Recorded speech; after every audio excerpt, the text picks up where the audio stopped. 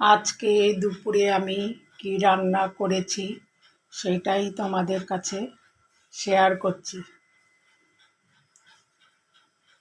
ভাত, ডিম ভাপা, পোস্ত, সাদা সর্ষের লঙ্কা দিয়ে করেছি। কারকরের পুর পোস্ত দিয়ে করেছি, এটা কালকে গরম করে নিয়েছি। এখানে কাঁচকলার খোসা বাটা, কাঁচকলাটা সিদ্ধ করে নিয়েছি, তারপরে রসুন লঙ্কা দিয়ে বেটে কালো জিরা ফোড়ন দিয়ে এটা বাটাটা করেছি।